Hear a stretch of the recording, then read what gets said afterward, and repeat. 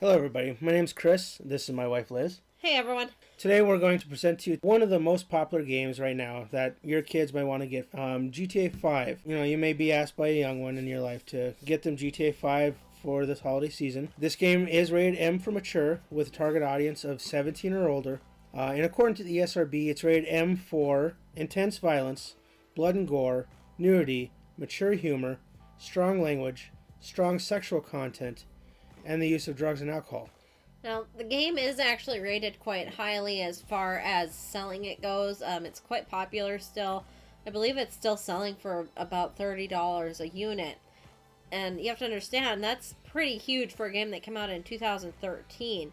It had over 7 million pre-orders for the Xbox 360 and PS3. So if you put that in perspective, this game has been huge since before the current gen systems even came out. And as of May 2017, it's sold over 80 million units. GTA Online, which is the online component of this game, it does have in there what's known as shark cards, I believe, which you can purchase. They're optional. These microtransactions, they're known as, have made Rockstar over $500 million. It's currently the best-selling and highest-earning game in over 20 years. There are 33.8 million people across 224 countries that are logged into GTA Online daily. It was made by over 1,000 people across multiple Rockstar studios at a cost of $265 million over the course of 5 years.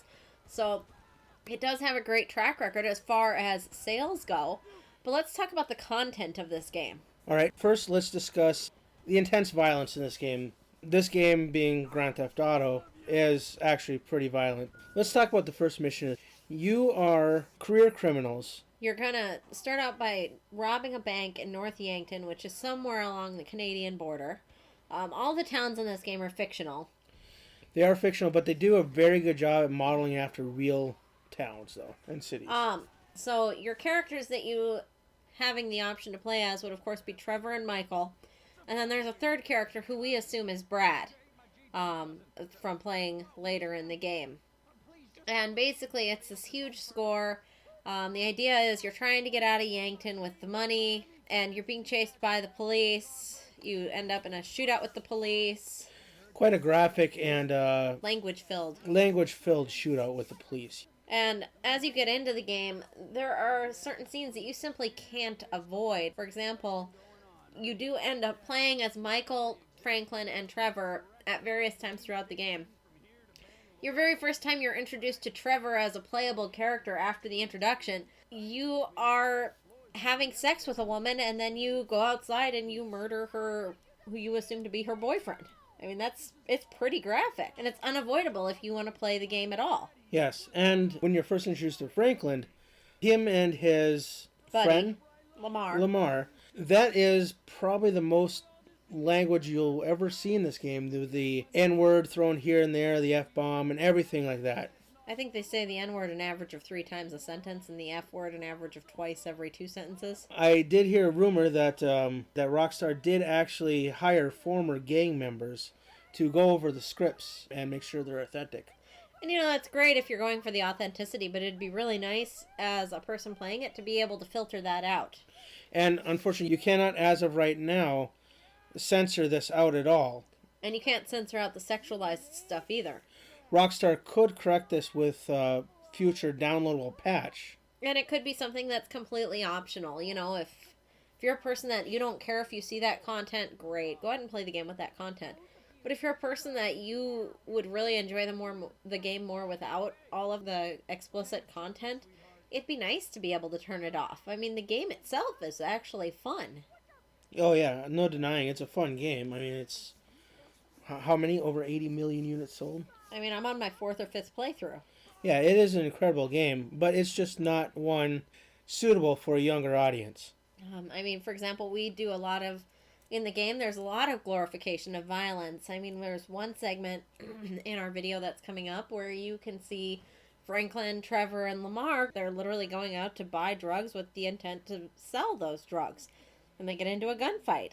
Your characters are bank robbers. And Trevor he produces methamphetamines, and he sells narcotics. And he's turning it into an international business. And You know, he's talking about how, well, I don't want to legalize marijuana because I make a whole bunch of money selling this stuff illegally. Let's talk about the frustration levels on some of the missions. Some of the missions in this game are indeed frustrating, but I don't believe that, as frustrating as they don't hold candle to some of the online stuff that you can do in this game. For sure. The only thing I can think of is there are some missions that it's very specific as far as where you take your motorcycle, for example. If you veer even a half an inch to the left or the right, you'll fail the mission. Right, and for the PC, you just ran into this a couple days ago. There is a bug where you have to approach this mission just right or else it'll fail. Yeah, the bug was introduced with the current gen. On the past gen, it worked just fine. So something happened there, and Rockstar has just not addressed the bug. And, that one, it was quite frustrating. I think I worked at it for about a half an hour last night trying to get through this mission. And eventually I was like, okay, I have approached it with all three of my characters. I've approached it on foot. I've approached it on vehicle. What in the world is going on here? And so that's when I looked online and I'm like, oh, the mission itself is bugged. Yeah, didn't you have to take a taxi You have cab? to take a taxi cab to the mission point. And then even that, I guess, sometimes doesn't even work. So what some people have had to do even after doing the taxi cab run around is they get in a boat, drive the boat way out into the middle of the ocean. Like to the deepest part of the ocean where you're almost at the edge of the map, and then drive back to the mission with the boat. So that was pretty frustrating. But yeah, I mean, overall, many of the in-game missions are doable if you use Snap 2. I can imagine some of those missions being a nightmare if you don't have Snap 2 activated. And Snap 2 is, if you have a controller for the PC, when you press the aim button, it automatically snaps to the nearest character, kind of like in Call of Duty for the consoles. Well, the nearest enemy in front of you. Yeah, the nearest enemy, yes. So if it's a green person that you have not, or Right. don't have attacking you yet, it's not going to snap to them. So you wanted to talk about the online play with this. Being it is an online game, and being it is a PC game, you have your hackers and your modders in there. Rockstar has had a love-hate relationship, most hate, with modders. Before the PC version was released, all the modders are like, yes, I finally get to modify GTA 5, which is what I really want. Then the game came out, and Rockstar had this no-tolerance policy. You could not mod this game at all, even in offline play. If they caught you modding it, you are banned from playing this game. You cannot play this game anymore. You have to buy a new copy and register it. And you know what I think really made me angry with the online play? There was a period of time where we were playing and we happened to be in a lobby when there was a modder that was dropping, I think he dropped like $1.5 million in cash, right?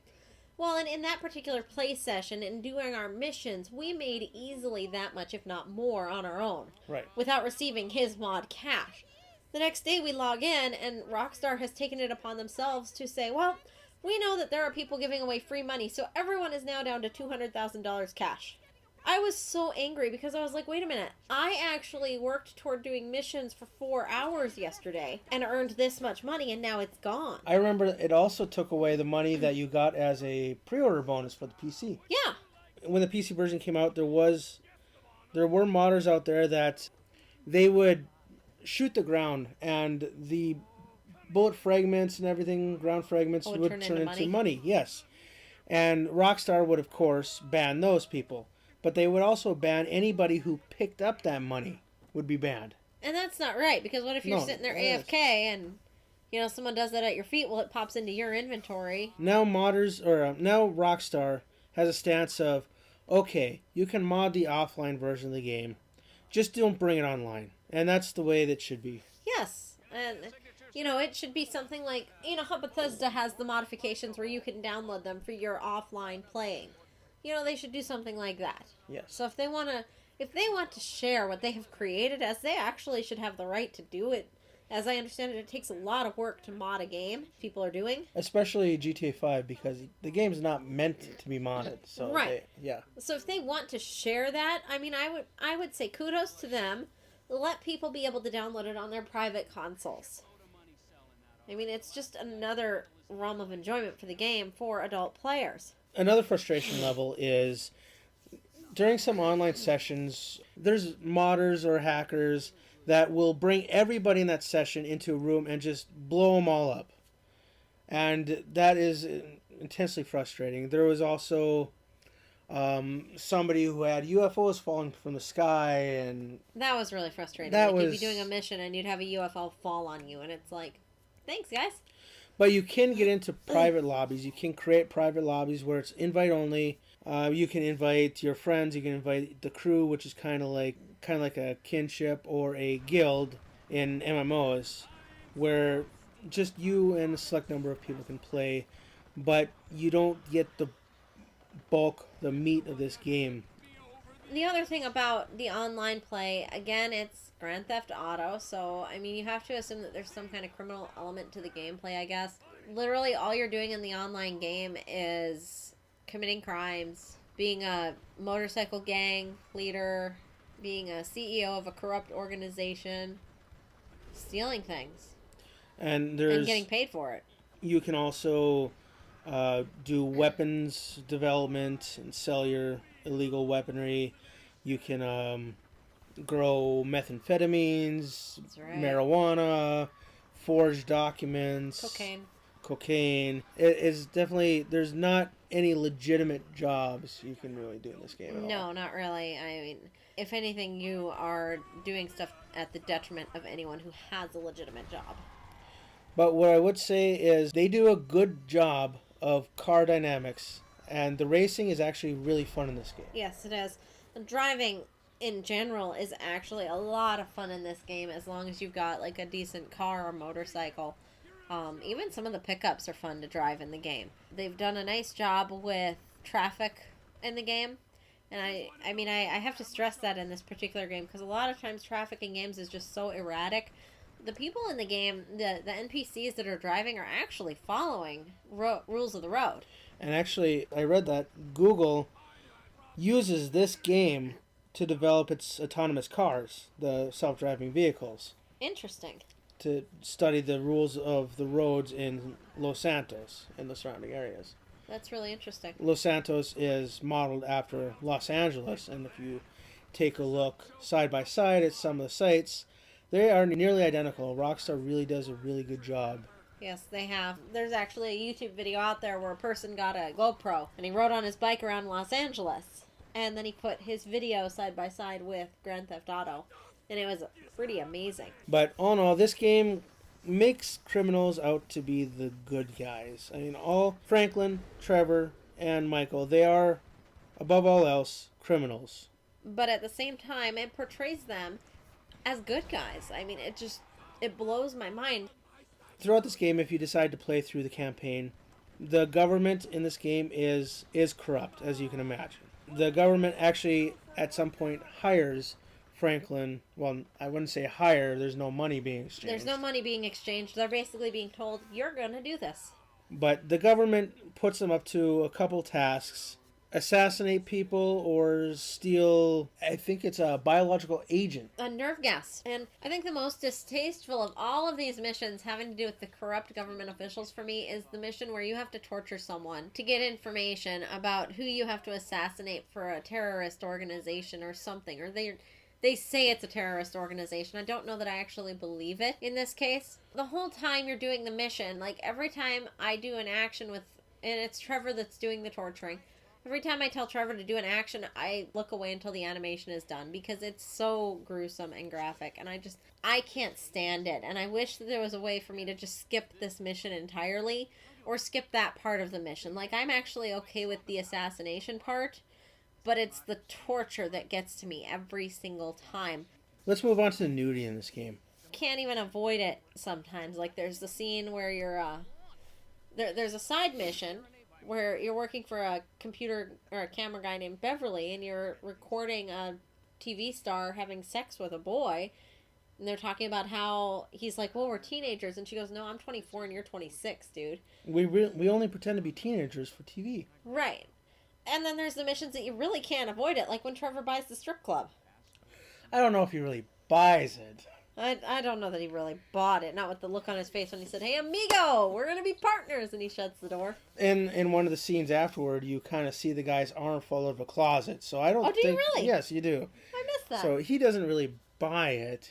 In the strip club, this is completely optional, but you can have private dancers. And even though they're clothed below the waist, sort of... You don't see below the waist when you get in the private dance, though.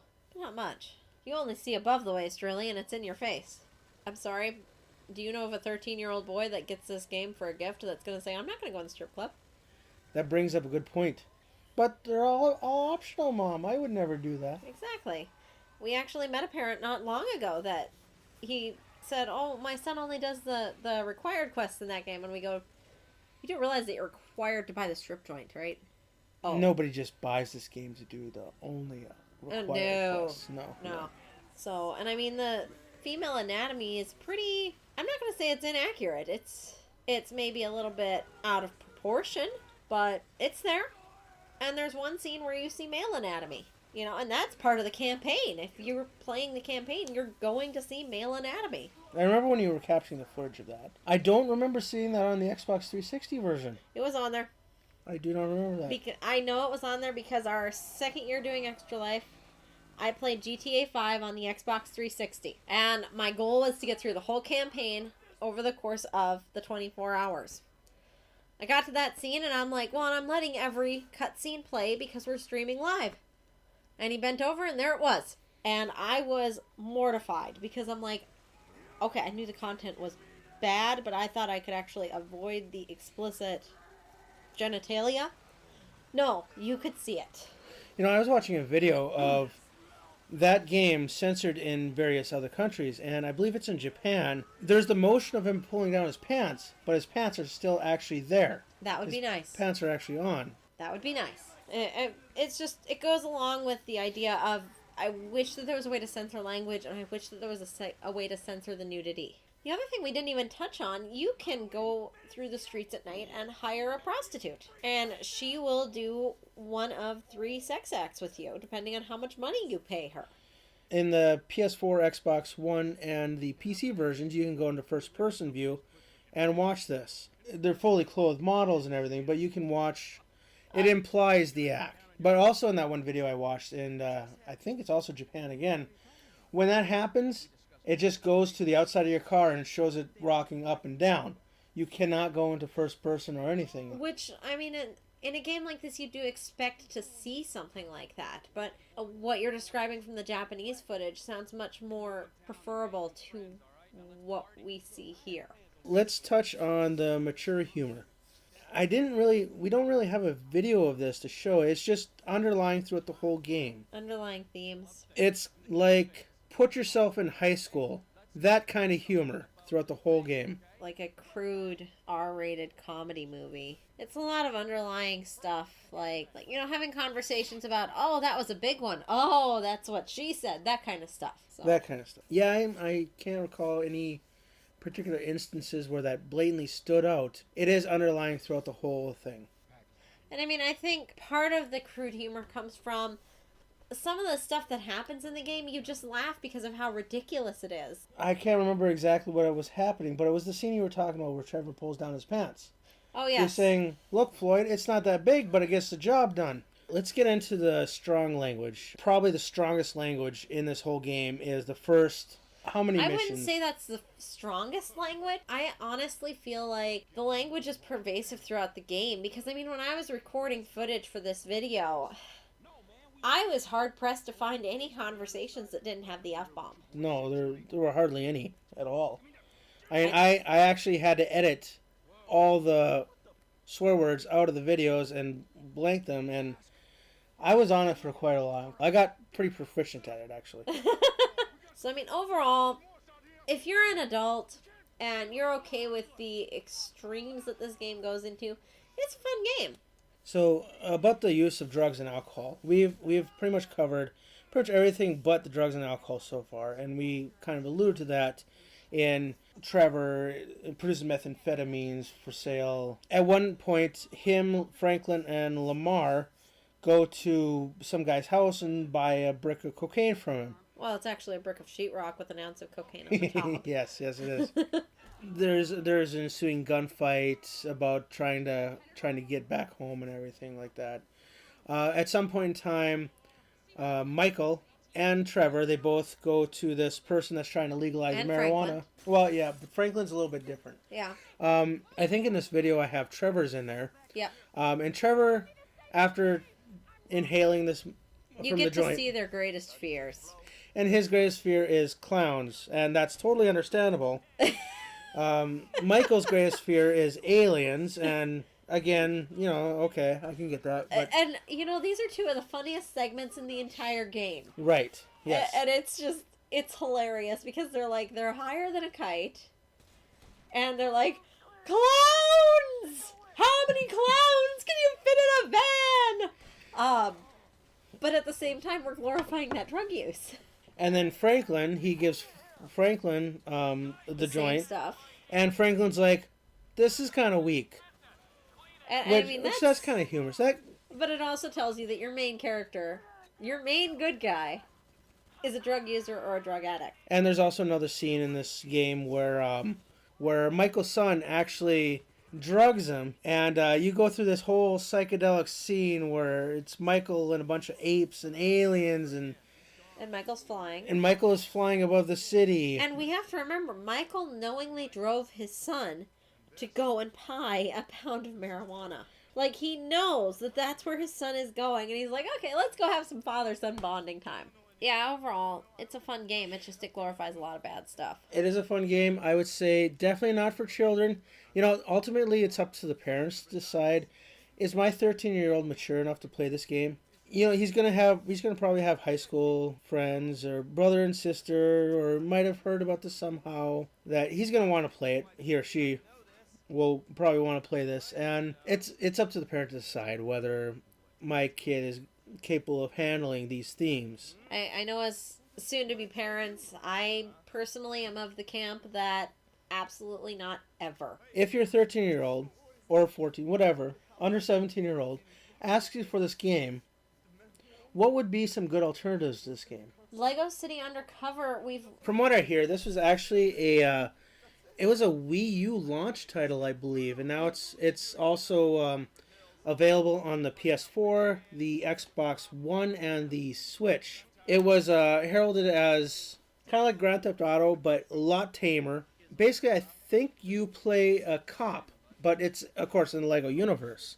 And it is 2-player on the PS4, Xbox One, and the Switch. The Wii U version was just single player. Okay. Another one that might be doable if you've got a mature 13, 14-year-old and you're okay with them playing this game would be the Assassin's Creed universe games. Yes, they're all rated M for mature. But if you think about the violence that's contained in them, because they're rated M for blood, intense violence, some sexual content, and some strong language. The strong language in these is not even modern day strong language. It's something that if your child is in high school and being required to read Shakespeare, they're reading that language. And I don't believe anything in that series touches the level of Grand Theft Auto. No. And Grand Theft Auto is one of those games that I would almost say should have actually gotten an adult-only rating. There's also the Watch Dogs games. Those games are amazingly fun. They are also rated M for mature, but in those ones, it's modern day. I think there was strong language in each game maybe once, and I've played through both games. The campaign took me over 40 hours for each game, and it's a matter of you're not necessarily going up against the cops or anything. You're going up against a corrupt organization that's giving the police bad information. So you actually work within the structures of the legal system in some cases. There are some alternatives, and you can always, anytime you go to the game store, ask your game store employees, hey, I know that GTA is really not appropriate for my child. This is the kind of things he or she likes. What's something I can get? And they're going to be able to give you some great recommendations based on what they have in the store. Going into the holiday season, if you've got a child in your life that's asking you for it, I would really think strongly about what are some other alternatives I can get for this person in my life. As we said earlier, it's a fun game to play, but leading up to Christmas, we are going to be talking about some other games that are also extremely fun to play, but also less inappropriate. So tune in next time. Make sure and hit that subscribe button. We're going to be, I think, talking about Horizon Zero Dawn next time. Great T-rated game. Yep. Appropriate for teenagers. It does have some heavy stuff in it, so tune in. We'll talk about that next time. And remember, if you want us to look into a game, if you want us to review it or anything, just comment below. And we'll see what we can do for getting a hold of that game and getting some footage up. Okay. He chain smokes. He's left-handed. What's that? He chain smokes, and he's left-handed. Ah, okay. Any of these bearded guys at the party smoke cigarettes. Mr. K says he smokes like a pack of 2 a day. Redwood cigarettes. Thank you, Mr. K. Steve's telling me he chain smokes redwoods. It ain't the cigarettes that'll kill him. It's the guys who put the warnings on the packets you should worry about. And he's left-handed. Oh, now I get it. You're telling me to assassinate a guy. What the hell? That was the guy. I had a feeling. It'll check out. Well, we've got him. It's done. Woo! That is a wrap, my friends. Excellent work, the pair of you. Now, I got a racquetball game to get to, so Trevor, if you take care of Mr. K, I think we're all set. What the f you want me to do with him? I would say he's outlived his usefulness. Oh, come on, please. Shut up! That's a sport.